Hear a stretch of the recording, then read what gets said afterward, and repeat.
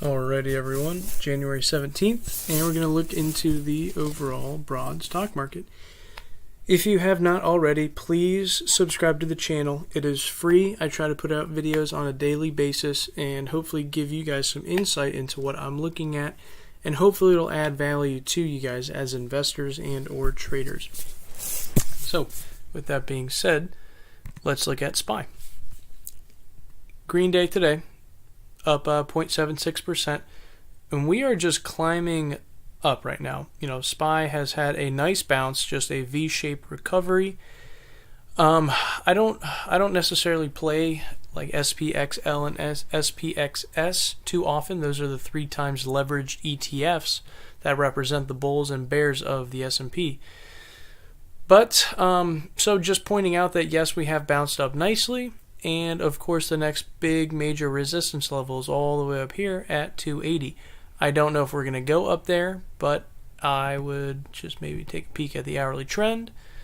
And really, as soon as the hourly trend is clearly lost and we start having an hourly downtrend, that's when that daily top is going to be in my opinion. So I would just keep an eye out for that if that's what you're looking at, the S&P. Other than that, bouncing up nicely.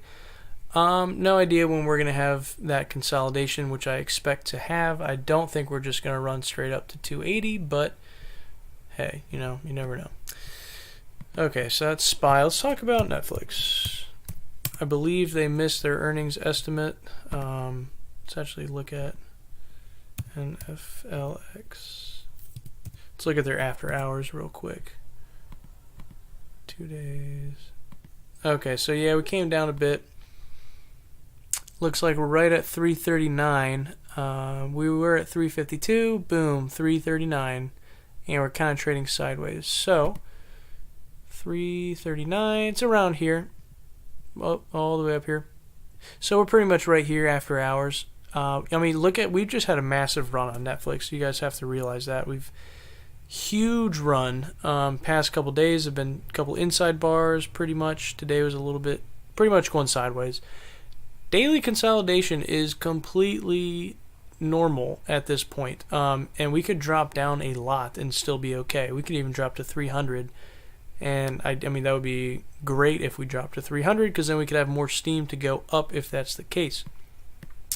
Again, we did break through several daily key resistance levels, mainly these two that I'll be looking at, but we really need to consolidate, and that's all there is to it. I mean, the daily RSI is just cooking. We're way overbought on the daily time frame.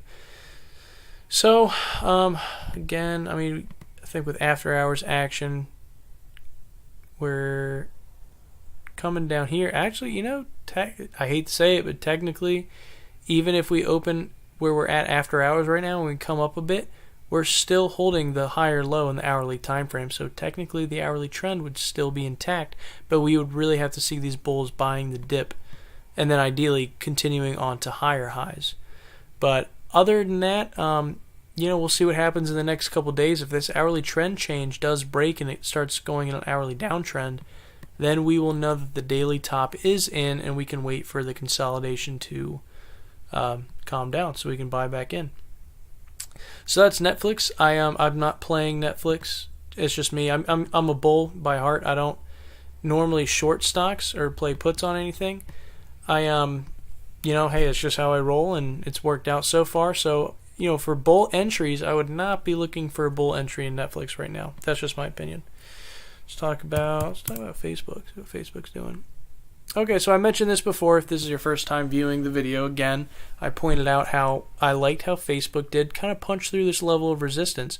We have been on a daily downtrend ever since that gap down. Daily downtrend, and just recently we just punctured that level, that last lower high in the daily time frame. So ideally, we may come up a little bit more, but ideally I want to see us form a higher low, right? So come down a little bit, form a higher low compared to this low down here, and then make another leg up, and then we will know the daily trend has really started to change, and we will be bullish, or I will be bullish. I'll probably buy some in the retirement account if that's the case. And Apple, I did see some good action with Apple. So, I mean, you know, we covered this yesterday, and just some good follow through. You know, a couple upper wicks, which is okay. This is good. We did break through that level clearly yesterday, I believe, and just saw some more continuation today. Again, closing above the middle Bollinger Band, which is good to see. It's not necessarily a game changer, but it's just a little good thing to see. And again, okay, so we did break this level. That was the last lower high on the daily time frame. So we came down a little bit, punched right through it. Ideally, I would really like to see 159 break. It doesn't have to happen tomorrow. Maybe, just in the near future, if 159.36 breaks, that will be good. We will be showing some strength. We will likely come up a bit. And again, we probably consolidate, and I would ideally want to enter in on some consolidation just to lower the risk of, because we could punch through, and then the bulls could have no follow through, and we could just sink all the way back down to new lows. So ideally, I would wait for that consolidation to enter. Okay, got an hourly time frame. Came up a bit, consolidated on the hourly. Yep, downtrend, and then boom, hourly uptrend again. Hourly trend is intact. And yeah, higher. Yeah, it's looking okay. Next level resistance again. It's all the way up here at 159.33, which is pretty close. It's not far off on the hourly time frame. So you can see how we're kind of crawling back up. Again, we can't go lower than this level down here, which is about 142. So even if we come down and consolidate, we have to hold 142. That's the key. All right. Let's check out. Let's see, Amazon.